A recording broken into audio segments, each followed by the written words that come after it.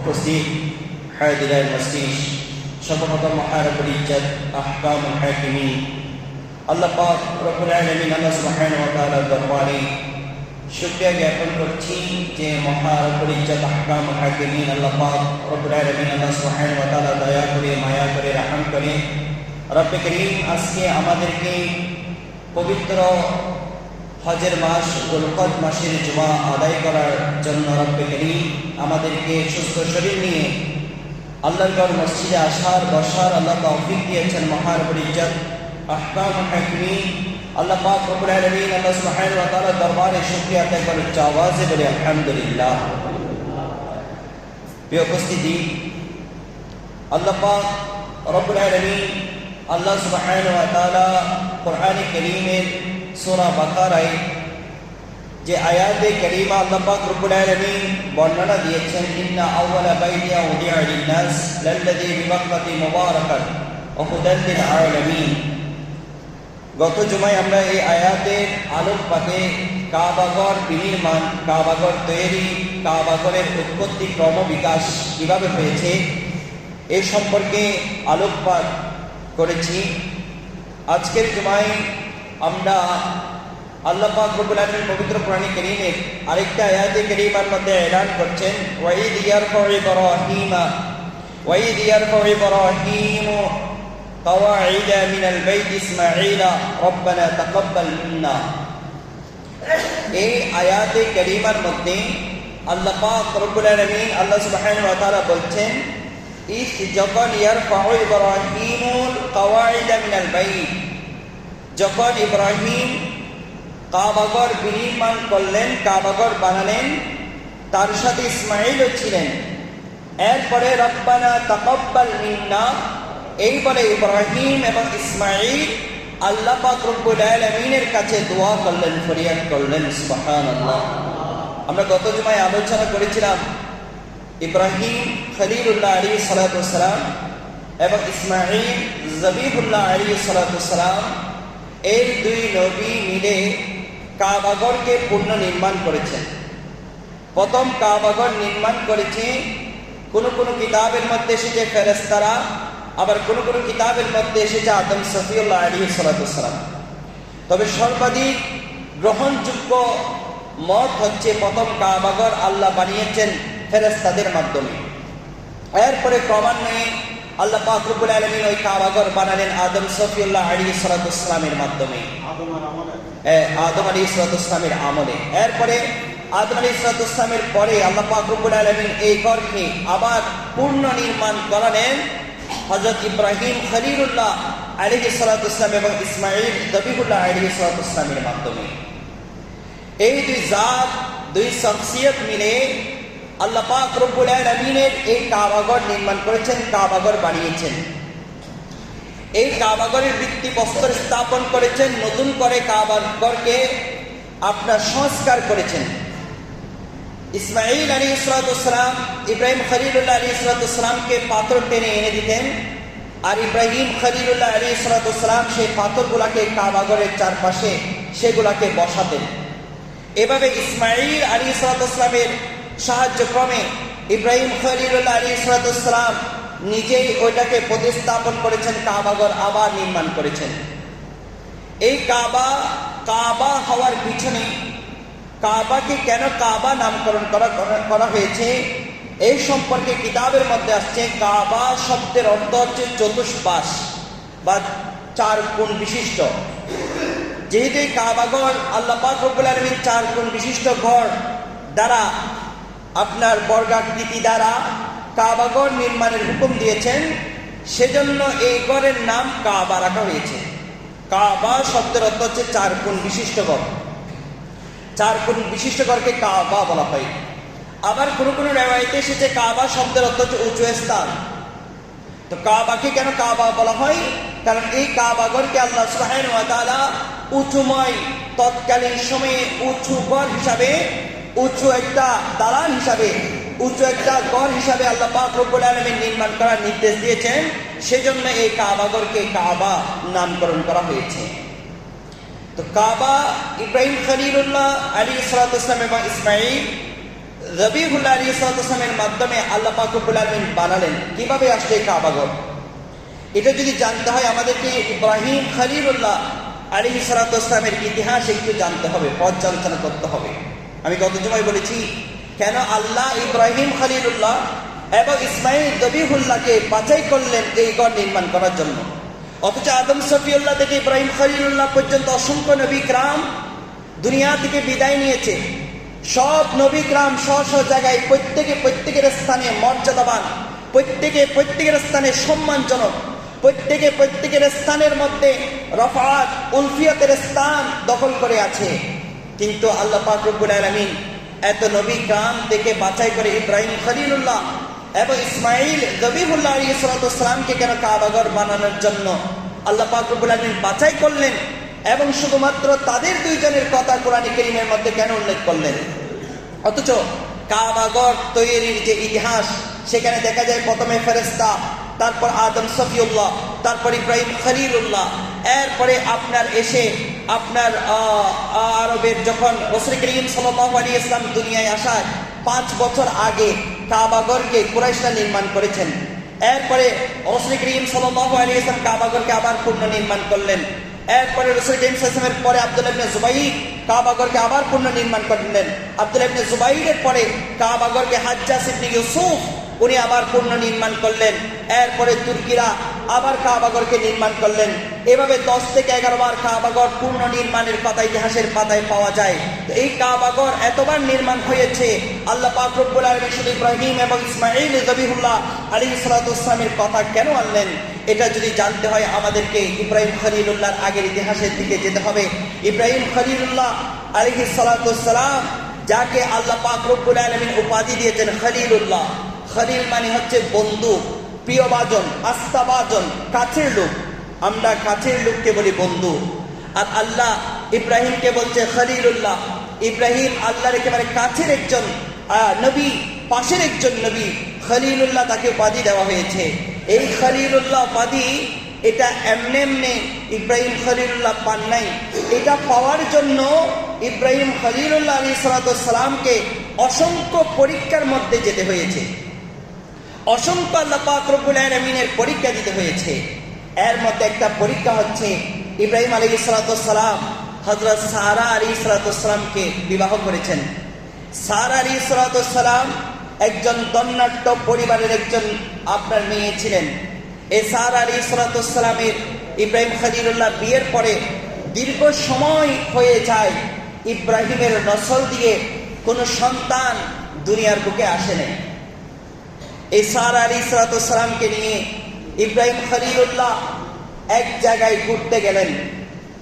ওই জায়গায় যখন ঘুরতে গেলেন, সেখানের বাদশাহ, সেখানের রাজপ্রধান সারা আলাইহিস সালামের সৌন্দর্য দেখে সারা আলাইহিস সালামের প্রতি আকৃষ্ট হয়ে যান।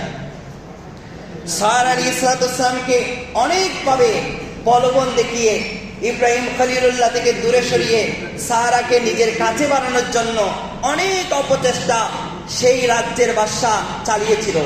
কিন্তু সারা আলাইহিস সালাম এত নেককার, পরহেজগার, মুত্তাকিনী, একজন সাবেরা, শাকেরা একজন মহিলা ছিলেন।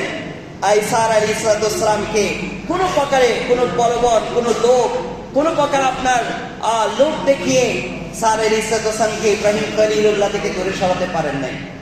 তো পরবর্তী ইতিহাসের পাতায় লেখা হচ্ছে, এই রাজা যখন সারা আলাইহিস সালামকে কাছে পেলেন না, সারা আলাইহিস সালামকে অনেকভাবে প্রলোভন দেখিয়েছে, যখন কাছে পেলেন না, তখন সারা আলাইহিস সালামকে উপহার স্বরূপ সেই রাজ দরবারের সেই রাজা হযরত হাজরা আলাইহিস সালামকে উপহার স্বরূপ দিয়েছেন।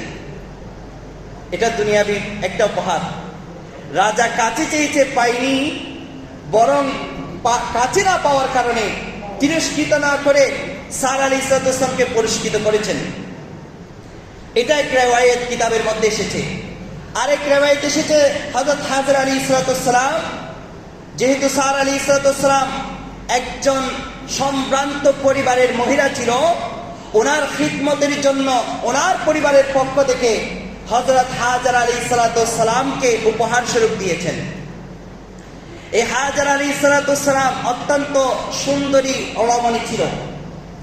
সারা আলাইহিস সালামের গর্ভে দিয়ে যখন ইব্রাহিম খলিলুল্লাহর কোনো ওয়ারিস, কোনো জাত যখন দুনিয়ার বুকে আসছে না, তখন সারা আলাইহিস সালাম হাজরা আলাইহিস সালামের আনুগত্য, তার তাকওয়া, পরহেজগারিতা দেখে সারা আলাইহিস সালাম ইব্রাহিম খলিলুল্লাহ আলাইহিস সালামকে প্রস্তাব দিলেন, ওগো আমার প্রাণ প্রিয় স্বামী, আপনি একজন জলিলে কদর আল্লাহর নবী, আপনার মাধ্যমে আমার গর্ভ দিয়ে যেহেতু কোনো পৃথিবীর বুকে আপনার কোনো বংশধর আসছে না, আমি চাচ্ছি যে আপনি হাজরা আলাইহিস সালামকে বিয়ে করেন। সুবহানাল্লাহ।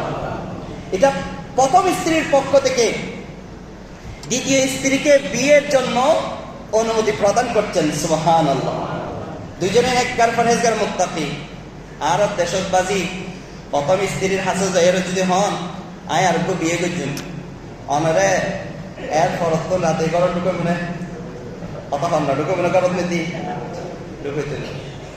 অথচ সারা আলাইহিস সালাম ইব্রাহিম খলিলুল্লাহ আলাইহিস সালামকে গিয়ে প্রস্তাব দিচ্ছেন, ওগো আমার প্রাণ প্রিয় স্বামী, ওগো আমার প্রাণের স্বামী, আমি চাই যে আপনি হাজরাকে বিয়ে করুন এবং হাজারের মাধ্যমে, হাজরা আলাইহিস সালামের মাধ্যমে আপনার নসল দিয়ে যেন দুনিয়ার বুকে সন্তান আসে, এটা আমি চাচ্ছি।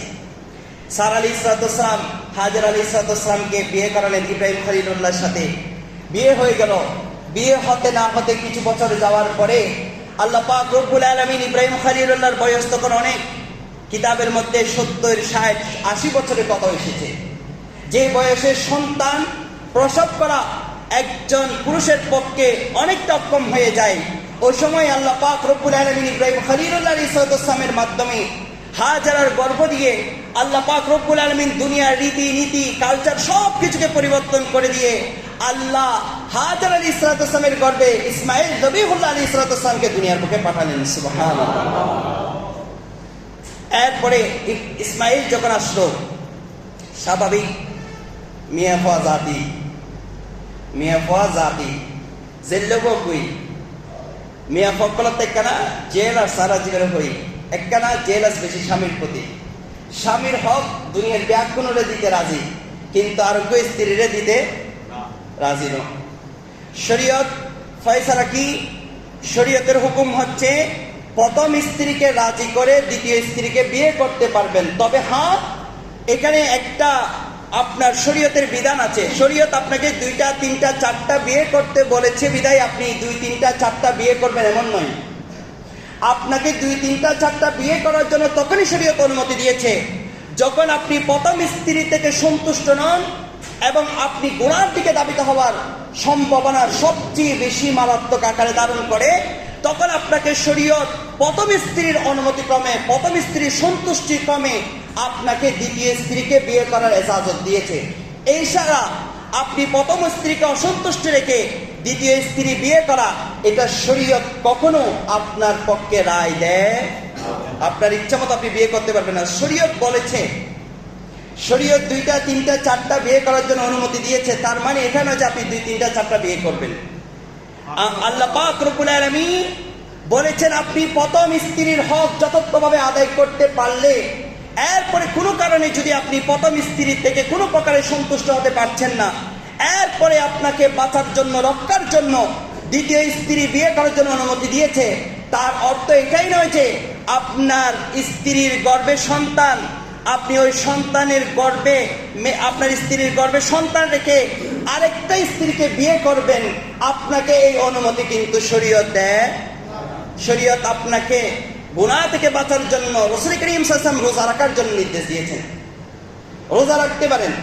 আপনার স্ত্রী এক মুসিবত, পেরেশানি, ওই পেরেশানি মুসিবতের মধ্যে রেখে আপনি আপনার জৈবিক চাহিদা মেটানোর জন্য আরেক স্ত্রী করে এনে আপনার স্ত্রী এক পেরেশানি, এক কিয়ামত চলছে, আরেক কিয়ামত তারপর জড়িয়ে দেওয়া, এটা কখনো শরীয়ত কখনো বৈধতা দেয় না। গুনাহ থেকে বাঁচার জন্য শরীয়ত আপনাকে রোজা রাখার নির্দেশ দিয়েছে। আপনি রোজা রাখতে পারেন, ইস্তেগফার করতে পারেন।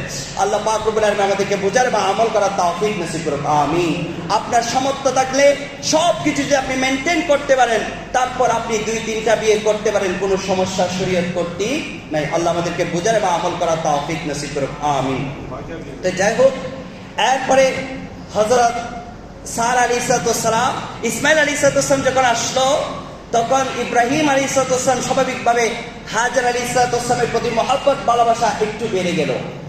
এটা সারা আলাইহিস সালাম এটা মেনে নিতে পারছেন না।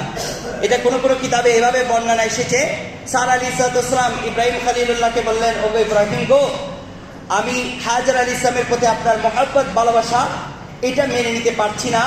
আপনি সারাকে কোনো এক দূরের স্থানে রেখে আসেন। এটা কোনো কোনো কিতাবের মধ্যে এভাবে বর্ণনা এসেছে। আর কোন কোন কিতাবের মধ্যে এসেছে, হাদিসে গ্রন্থের মধ্যে আল্লাহর পক্ষ থেকে নির্দেশ আসলো, হাজার আলাইহিস সালামকে ইসমাইল যাবিহুল্লাহ যখন মাত্র 6 7 8 9 বা 11 মাস বয়সী একটা ছোট শিশু যখন দুনিয়ার মধ্যে এসেছে, ওই ছোট শিশুটাকে নিয়ে ইব্রাহিম খলিলুল্লাহকে নির্দেশ দিলেন, ও আমার খলিলুল্লাহ, তুমি তোমার স্ত্রী হাজরা এবং ইসমাইলকে যাও এক মরুময় অঞ্চলে রেখে আসো, যেখানে কোনো মানুষ নেই, বসতি নেই, কোনো ঘর বাড়ি নেই, মানুষের কোনো আনাগোনা নেই, এমন এক স্থানে গিয়ে মা হাজরা আলাইহিস সালাম এবং ইসমাইল যাবিহুল্লাহ আলাইহিস সালামকে রেখে আসো। ইব্রাহিম আলাইহিস সালাম আল্লাহর হুকুম পাওয়ার পরে আর দেরি করলেন না। সেখানে আপনার মরুময় অঞ্চল খুঁজে সেই স্থানে ইব্রাহিম খলিলুল্লাহ আপনার মা হাজার আলাইহিস সালাম এবং ইসমাইল যাবিহুল্লাহ আলাইহিস সালামকে মরুময় অঞ্চলে গিয়ে রেখে আসলেন। হাজার আলাইহিস সালামের কোল জুড়ে মাত্র 7 8 9 11 মাস বয়সে একটা বাচ্চা, ছোট শিশু, মরুময় অঞ্চল, যেখানে কোনো মানুষ নেই, বসতি নেই, ঘর বাড়ি নেই, এমন স্থানে যখন হাজার আলাইহিস সালামকে রেখে আসছেন, হাজার আলাইহিস সালাম ইব্রাহিম আলাইহিস সালামকে ডাকলেন। ডেকে ইব্রাহিমকে বললেন, ও ইব্রাহিম গো, আপনি যে আমাদেরকে মরুময় অঞ্চলে রেখে যাচ্ছেন, এটা কি আমাদের জন্য পরীক্ষা নিচ্ছেন নাকি অন্য কোনো বিষয়, নাকি আল্লাহর পক্ষ থেকে আপনাকে আল্লাহ নির্দেশ দিয়েছে সেজন্য আপনি আমাদেরকে রেখে যাচ্ছেন? তখন ইব্রাহিম খলিলুল্লাহ জবাব দিল, এটা রবের পক্ষ থেকে আল্লাহ পাক রব্বুল আলামিন নির্দেশ দিয়েছেন আমাকে আপনাদেরকে এখানে রেখে যাওয়ার জন্য। আমি আল্লাহর সে আদেশ পালন করার জন্য, আল্লাহ পাক রব্বুল আলামিনের সে হুকুম পালন করার জন্য আপনি হাজরা এবং আমার সন্তান ইসমাইলকে এখানে রেখে যাচ্ছি। সুবহানাল্লাহ। এটা কিন্তু যেমন তেমন কথা নয়। বৃদ্ধ বয়সে যখন একটা মাত্র সন্তান দুনিয়া এসেছে, সন্তানের আদর, মহব্বত, ভালোবাসা বাবা পেতে না পেতে আল্লাহর পক্ষ থেকে আরেকটা পরীক্ষা, যাও সেই সন্তানকে মরুময় অঞ্চলে রেখে আসো। কয়দিন, কতদিন রাখবে কোনো ঠিক ঠিকানা নেই। আল্লাহর পক্ষ থেকে আবার যতদিন নির্দেশ না আসে ইব্রাহিমকে সেই জায়গায় যাওয়ার জন্য, ইব্রাহিম খলিলুল্লাহ সেই জায়গায় যেতে পারবে না। এটা জানা সত্ত্বেও ইব্রাহিম খলিলুল্লাহ আলাইহিস সালাম নিজের স্ত্রী এবং সন্তানকে সেই মরুময় অঞ্চলে রেখে চলে আসলেন, পিছনে একবারের জন্য তাকালেন না। সুবহানাল্লাহ। খলিলুল্লাহ এমনি এমনি হয় নাই, পরীক্ষা দিতে দিতে, পরীক্ষার পর পরীক্ষা দিতে দিতে খলিলুল্লাহ খলিল হয়েছে। যাই হোক, এরপরে ঘটনা, সারা হাজরা আলাইহিস সালাম যখন বাচ্চা দুধ শুকিয়ে গেল, হাজরা আলাইহিস সালামের বাচ্চা যখন পানি পাচ্ছে না, দুধ পাচ্ছে না, হাজরা আলাইহিস সালাম চিন্তায় পড়ে গেলেন, এই বাচ্চা তো এই মরুময় অঞ্চলে হয়তো এই দুনিয়ার মায়া ত্যাগ করবে। এটা ভাবতে ভাবতে হাজরা আলাইহিস সালাম পানির সন্ধানে একবার আপনার সাফা পাহাড়ে, আরেকবার মারওয়া পাহাড়ে এইভাবে আপনার পদক্ষিণ করতে থাকে, দৌড়াতে থাকে। একবার আপনার সাফা পাহাড়ে উঠে, আরেকবার মারওয়া পাহাড়ে উঠে, এই দুই পাহাড়ে উঠে দেখে যে কোথাও পানির সন্ধান পাওয়া যায় কিনা। এভাবে দৌড়াদৌড়ি করতে করতে কোথাও হাজরা আলাইহিস সালাম পানির সন্ধান পাচ্ছে না। আর ওইদিকে ইসমাইল জবিহুল্লাহ আলাইহিস সালাম পানির তৃষ্ণায় কাতর হয়ে কাঁদতে আরম্ভ করে দিল। নিজের পা দয়কে আপনার উপরে নিচে করতে শুরু করে দিল। উপরে নিচে করতে করতে করতে করতে আল্লাহ ফেরেশতাদেরকে নির্দেশ দিলেন, ও আমার ফেরেশতারা কোথায় কে আছো, যাও তাড়াতাড়ি গিয়ে জমিনকে ব্যাক করে দাও। আমার ইসমাইলের কদম যেখানে লেগেছে সেই জায়গাকে পানির ফোয়ারা বানিয়ে দাও, পানির সাগর বানিয়ে দাও, পানি ওঠার জন্য সেখানে ব্যবস্থা করে দাও। ফেরেশতারা হুকুম পেয়ে, আল্লাহ পাক রব্বুল আলামিনের আদেশ পেয়ে আপনার ইসমাইল জবিহুল্লাহ যেই জায়গায় পা দ্বারা আঘাত করেছে সেই জায়গায় চলে আসলেন। সেখানে পানির প্রবাহ শুরু করে দিল, যেই পানিটাকে আজকে আমরা জমজম হিসাবে চিনি। সুবহানাল্লাহ। এই পানি এমন ভাবে উত্তোলন হতে শুরু করলো, শেষমেশ হাজরা আলাইহিস সালাম পানিকে বলতে বাধ্য হলো জমজম। জমজম মানে হচ্ছে থেমে যাও, থেমে যাও, আর পানির প্রয়োজন নেই। জমজম মানে থেমে যাওয়া। এই হাজরা আলাইহিস সালাম সেই পানিটাকে জমজম বলেছে। কিয়ামত পর্যন্ত সেই পানিটা জমজম হিসাবে উম্মতে মুহাম্মাদের কাছে, মুসলিম বিশ্বের কাছে পরিচিত লাভ করেছেন। সুবহানাল্লাহ। ইসমাইল জবিহুল্লাহর কদম মোবারকের উসিলায় সেই জমজম পানির সূত্রপাত, সেই জমজম পানির সৃষ্টি ইসমাইলের আপনার কদমের সদকায়। সেই জমজম যেহেতু, সেই পানি যেহেতু জমজম নাম ধারণ করেছে, সেই পানির একটা আদব হচ্ছে আপনি সেই পানিকে, ইসমাইল জবিহুল্লাহর পা মোবারক লাগার কারণে সেই পানিকে কিয়ামত পর্যন্ত যত হাজি, যত মুসাফির, যেই মুসলমান সেই পানি পান করুক না কেন, ইসমাইলের সম্মানার্থে সেই পানিটাকে দাঁড়িয়ে পান করতে হবে। সুবহানাল্লাহ। ওই পানিটা কিভাবে পান করতে হবে? দাঁড়িয়ে পান করতে হবে, ইসমাইল আলাইহিস সালামের সম্মানার্থে। সুবহানাল্লাহ বলেন না? তাহলে পানিও নবীদের সম্মানে দাঁড়িয়ে পান করতে হয়। দুনিয়ার সমস্ত পানি আপনার বসে পান করা এটা সুন্নাহ, পানি বসে পান করতে হবে, কিন্তু জমজমের পানি পান করতে হয় কিভাবে? আরে উচ্চ আওয়াজে বলেন না, কিভাবে? দাঁড়িয়ে পান করতে হবে। আল্লাহ পাক রব্বুল আলামিন আমাদেরকে নবী ইকরামের, আল্লাহ পাক রব্বুল আলামিন সম্মান বুঝার তৌফিক নসিব করুন, আমিন। এরপরে যাই হোক, ইব্রাহিম খলিলুল্লাহ আলাইহিস সালামকে আল্লাহ নির্দেশ দিলেন সেই জায়গায় আল্লাহর একটা ঘর বানানোর জন্য। সেই ঘরের নাম পরবর্তী সময়ে কাবা হিসাবে নাম ধারণ করেছেন। সুবহানাল্লাহ। সেই ঘর কাবা হিসাবে আপনার পুরা মুসলিম বিশ্বের কাছে পরিচিত লাভ করেছে। আজকে সেই কাবা, যেই কাবা ইব্রাহিম খলিলুল্লাহ বানিয়েছে, সেই কাবা যখন বানাতে যাচ্ছে ইসমাইল জবিহুল্লাহ পাথর তুলে দিচ্ছে। 7, 8, 9 বছর, 11 বছরের একটা ছোট বাচ্চা, সেই বাচ্চা পাথর তুলে তুলে বাবাকে দিচ্ছে। ইব্রাহিম খলিলুল্লাহ সেই পাথরগুলাকে কাবার চারপাশে বসাচ্ছেন। যখন কাবা আস্তে আস্তে উপর হতে শুরু করলো, ইব্রাহিম খলিলুল্লাহ সেটা আর নিজের আওতাধীনের বাইরে যখন চলে গেল, ইব্রাহিম খলিলুল্লাহ সেটা আর ধরতে পারছে না। পাথর কিভাবে বসাবে? আল্লাহ তো নির্দেশ দিয়েছেন কাবাগর তো উঁচু ঘর হবে, কাবাগর উঁচু স্থানে হবে, উঁচু হবে। এখন তো সেটাকে আর উঁচু বানানো যাচ্ছে না। ইব্রাহিম খলিলুল্লাহ একটা পাথর নিলেন, সেই পাথরের পর দাঁড়ালেন। পাথরের পর দাঁড়ানোর সাথে সাথে ওই পাথর ইব্রাহিম খলিলুল্লাহ আলাইহিস সালামের সম্মানার্থে, ইব্রাহিম খলিলুল্লাহর কদম মোবারক লাগার কারণে সেই পাথর একেবারে মোমের মতো গলে গিয়ে ইব্রাহিমের জন্য আরামদায়ক একটা পাথরে তৈরি হয়ে গেল। সুবহানাল্লাহ। এই পাথরের এই শান, রসুলের প্রতি সম্মান, রসুলের প্রতি তাজিম দেখে খুদ রব্বে করিম আল্লাহ পাক রব্বুল আলামিন দুনিয়ার সমস্ত পাথরকে জাহান্নামে দিলেও আল্লাহ পাক রব্বুল আলামিন জাহান্নামের ইন্ধন মানুষ এবং পাথর বললেও একটা পাথরকে আল্লাহ জান্নাত জান্নাত দিবেন। শুধু তাই নয়, সে পাথর কিয়ামত পর্যন্ত যেন মানুষরা সেই পাথর থেকে আদব শিক্ষা গ্রহণ করে, সেই পাথর থেকে যেন নবীদের তাজিম শিক্ষা গ্রহণ করে, সেই পাথর থেকে যেন কিভাবে নবীদেরকে সম্মান করতে হয় সেই শিক্ষা গ্রহণ করে। আল্লাহ নির্দেশ দিলেন এই পাথরকে যেন কাবা ঘরের পাশে, আল্লাহর ঘরের পাশে প্রতিস্থাপন করা হয়। সুবহানাল্লাহ। এই পাথরটা, এই পাথরের পর আরোহণ করে লিফটের ভূমিকা পালন করেছে। এই পাথরটার পর বর করে করে ইব্রাহিম খলিলুল্লাহ এই পাথরটা চতুষ্পাশে ঘুরে ঘুরে ইব্রাহিম খলিলুল্লাহকে সেই কাবাঘর উঁচুভাবে নির্মাণ করার জন্য সুযোগ করে দিলেন। নবীর তাজিমে আপনার মোমের মতো হয়ে যাওয়ার কারণে আল্লাহ সেই পাথরকে এত মর্যাদা দিলেন। ওয়াত্তাখাযু মাকাম ইব্রাহিম মুসাল্লা বলে আল্লাহ কোরআন কারীমের মধ্যে এলান দিলেন, তোমরা মাকাম ইব্রাহিমকে সামনে নিয়ে, হে হাজিরা, সেই মাকাম ইব্রাহিমকে সামনে নিয়ে তোমরা নামাজ আদায় করবে। সুবহানাল্লাহ। তাহলে পাথরকেও ওইদিকে ইসমাইল জবিহুল্লাহর কদম মোবারকের সদকায় পানি ওঠার কারণে সেই পানি দাঁড়িয়ে পান করা এটা সুন্নাহ হয়ে গেল। আর মাকাম ইব্রাহিমকে সামনে নিয়ে নামাজ পড়া নবীর তাজিমের কারণে আপনার এটা সুন্নাহ, আপনার এটা হজের একটা বিধান হয়ে গেল। ওইদিকে সাফা মারওয়া হাজর আলাইহিস সালাতু সালাম নবীর জন্য পানির জন্য দৌড়ার কারণে আল্লাহ কিয়ামত পর্যন্ত সমস্ত হাজিদের জন্য সাফা মারওয়া সাই করাটাকে আপনার হজের একটা ওয়াজিব বিধান করে দিলেন। সুবহানাল্লাহ। এখন সাফা মারওয়া সাইর হয়, এটা আপনার সাইর করতে হয়, দৌড়াতে হয় পানির অভাবের জন্য নয়। হাজেরা দূরেছে ইসমাইল জবিহুল্লাহ তৃষ্ণার কারণে পানি খোঁজার জন্য। আর এখন হাজিরা সেই সাফা মারওয়া সাইর করে একমাত্র হাজরা আলাইহিস সালাতু ওয়াসসালামের সেই সুন্নতকে আদায় করার জন্য। সুবহানাল্লাহ। এখান থেকে আপনি হজের যত রুকন, যত ইবাদত দেখেন না কেন, সব রুকন, সব ইবাদত নবীদের কেন্দ্রিক, আউলিদাম কেন্দ্রিক।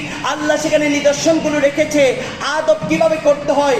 আদব করতে গিয়ে শিখবে, খানে কাবায় যাও, সে খানে কাবায় গিয়ে দেখো আমি সাফা মারওয়া রেখেছি, আমি মাকাম ইব্রাহিম রেখেছি, আমি জমজম রেখেছি। এই সব কিছু এত দামি হওয়ার পিছনে একটাই কারণ হচ্ছে সেই জায়গাগুলো বরকতময় স্থান হয়েছে নবীদের তাজিমের কারণে। সুবহানাল্লাহ। এরপরে অনেক ইতিহাস। যাই হোক, ইব্রাহিম খলিলুল্লাহ ওই কাবাঘর নির্মাণ করলেন। ইব্রাহিম খলিলুল্লাহর পরে যখন ওই যে রাসূল করিম সাল্লাল্লাহু আলাইহি ওয়াসাল্লাম দুনিয়ায় আসার 5 বছর আগে যখন কুরাইশরা ওই কাবাঘর আবার পুনর্নির্মাণ করতে চাচ্ছেন, ইতিহাসের পাতায় আপনার আল বিদায়া ওয়ান নিহায়া কিতাবের মধ্যে আসছে যে ওই কাবাঘর যখন আপনার আগুনের কারণে আপনার পানি পড়তে পড়তে সেই আপনার কাবাঘরটা আপনার ধ্বংসের পর্যায়ে পড়ে যায়, তখন আপনার কুরাইশের সমস্ত লোকেরা মিলে আবার কাবাঘর পুনর্নির্মাণ করার জন্য এরাদা করে। তবে তারা কাবাঘর নির্মাণ করার জন্য 3টা শর্ত প্রদান করে। 1 নাম্বার হচ্ছে কাবাঘর নির্মাণে কোনো হারাম টাকা ব্যবহার করা হবে না। সুবহানাল্লাহ। আমার নবী আসার 5 বছর আগে যখন জাহিলিয়াতের যুগ, অন্ধকারের যুগ, হারাম হালাল কোনো পার্থক্য যখন ছিল না, তখন কুরাইশ ব্যক্তিবর্গরা তারাই নির্দেশ দিচ্ছেন, তারাই চুক্তি করলেন যে কাবাঘর নির্মাণ হবে, শর্ত একটাই, এখানে কোনো হারাম টাকা ব্যবহার করা যাবে না। 2 নাম্বার, সুদের কোনো টাকা ব্যবহার করা যাবে না। এই কাবাঘর নির্মাণ হবে পবিত্র ব্যক্তিদের মাধ্যমে। সুবহানাল্লাহ। এই 3টা শর্তে সবাই যখন একত্রবদ্ধ হয়, তখন এই 3টা শর্ত মেনে নিয়ে কাবা আবার পুনর্নির্মাণ করতে যায়। কাবাঘর নির্মাণ করতে গিয়ে দেখা গেল টাকা সংকলন হচ্ছে না।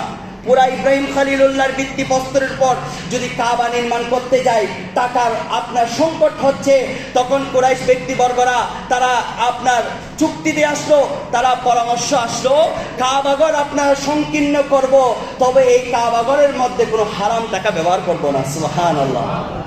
জাহিলিয়াতের যুগে যখন মানুষ হালাল হারাম চিনত না, তখন এই প্রস্তাব। আর আজকের সময়ে এসে আমরা সুদ খাই, ঘুষ খাই, সেই সুদের টাকা দিয়ে মসজিদ বানিয়ে জান্নাতের আশা করি। কথা বলেন না, ঠিক কিনা? বাইরের জায়গা দখল করে এনে মসজিদের টাকা দিয়ে ভাবি যে সেই টাকা দিয়ে আল্লাহ আমাকে জান্নাত পার করে দিবেন। নাউযুবিল্লাহ বলেন না। হারাম টাকা সব সময় হারাম, এটা কখনো হালাল করতে পারবেন না। আপনি হারাম টাকা দিয়ে যাকাত দিলে সেই যাকাত আদায় হবে না। হারাম টাকা দিয়ে মসজিদ নির্মাণ করলে সেই মসজিদ আল্লাহ কবুল করবেন না।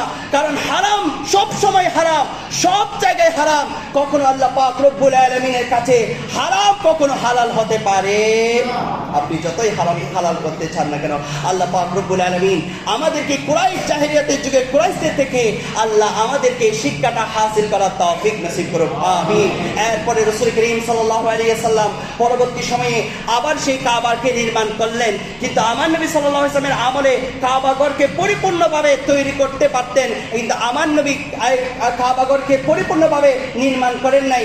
এর পিছনে কারণ হিসাবে মা আয়েশা সিদ্দিকা রাদিয়াল্লাহু তাআলা আনহাকে আমার রাসূল বলছেন, হে আয়েশা, আমি চাইলে কাবাঘরকে ইব্রাহিম খলিলুল্লাহর ভিত্তিপ্রস্তরের উপর নির্মাণ করতে পারি, কিন্তু তোমার কওমের লোকেরা এখনো তাদের মধ্যে জাহেলিয়াত রয়েছে। আমি যদি হাতিমে কাবাকে, আমি যদি হাতিমের যে অংশ সেটাকে যদি কাবাঘরের মধ্যে নিয়ে আসি, তাহলে জাহেলিয়াতের যুগের লোকেরা আমার সম্পর্কে নিন্দা করবে, সমালোচনা করবে, আমার সম্পর্কে তিরস্কার করবে, মুসলিম সম্পর্কে অবিশ্বাস করবে। সেজন্য আমি যেই কুরাইশরা যে ভিত্তিপ্রস্তরের উপর কাবাঘর নির্মাণ ছিল, সেই ভিত্তিপ্রস্তরের উপর কাবাঘরকে সেভাবেই নির্মাণ করছি। সুবহানাল্লাহ। এখানে আরেকটা বিষয় থাকতে পারে, সেটা হচ্ছে যেটা আমার নবী কাবাঘরের ভিতরে নামাজ পড়েছে, কাবাঘরে সিজদা দিয়েছে, আমার নবী কাবাঘরে অবস্থান করেছে, তো উম্মতের মহব্বত ভালোবাসা তো আমার নবী জানে। উম্মতরা তো সেই কাবাঘরে ঢুকতে পারবে না। কাবাঘরের দরজা আগে ছিল মাটির সাথে লাগানো, কিন্তু পরবর্তী সময়ে কুরাইশরা সেই কাবাঘরের দরজাটাকে উঁচু করে ফেলেছিল, কারণ একটাই, যাতে সেই কাবাঘরে সব মানুষরা ঢুকতে না পারে, শুধু দণ্ডাঢ্য আপনার টাকাওয়ালারা সেই কাবাঘরে ঢুকতে পারে, সেজন্য তারা কাবাঘরের আপনার দরজাটাকে উঁচু করেছে। তো আমার নবী সাল্লাল্লাহু আলাইহি ওয়াসাল্লাম তাদের সেই স্থাপনের পর রাখার জন্য আমার নবী হাতিমে কাবাকে বাইরে রাখলেন, যাতে সে হাতিমে কাবার মধ্যে আপনার উম্মতরা নামাজ পড়ে কাবাঘরের নামাজের জন্য প্রশান্তি অন্তরের মধ্যে নিতে পারে। সুবহানাল্লাহ। এরপরে আব্দুল্লাহ ইবনে জুবাইর রাদিয়াল্লাহু তাআলা আবার কাবাঘরকে হাতিমে কাবা সহ আবার কাবাঘরের ভিতরে ঢুকিয়ে ফেললেন। এরপর আবার হাজ্জাজ ইবনে ইউসুফ উনি কি করলেন, আবার আমার নবী যে ভিত্তিপ্রস্তরের পর কুরাইশদের যে ভিত্তিপ্রস্তরের উপর কাবাঘর ছিল, সেই অবিকল অবস্থার মধ্যে আবার সেই স্ট্রাকচারের উপর কাবাঘরকে প্রতিস্থাপন করলেন। এটা হচ্ছে কাবাঘরের ইতিহাস। আল্লাহ আমাদেরকে বোঝার এবং আমল করার তৌফিক নসিব করুক, আমিন। আল্লাহ পাক রব্বুল আলামিন এই কাবাঘরের আল্লাহ আমাদেরকে হাজি হওয়ার তৌফিক নসিব করুক, আমিন। আল্লাহ পাক রব্বুল আলামিন আমাদের সবাইকে কাবাঘরে মুসাফির বানার তৌফিক নসিব করুক। আমাদের এখান থেকে আজকে একজন হাজি সাহেব খানে কাবার মুসাফির হবেন, আপনাদের সবার কাছে দোয়া চেয়েছে, আল্লাহ তার হজকে আল্লাহ সুবহানাহু ওয়া তাআলা কবুল করুক, আমিন। ওয়া আখিরু দাওয়ানা আলহামদুলিল্লাহি রাব্বিল আলামিন। আসসালামু আলাইকুম ওয়া রাহমাতুল্লাহি ওয়া বারাকাতুহু।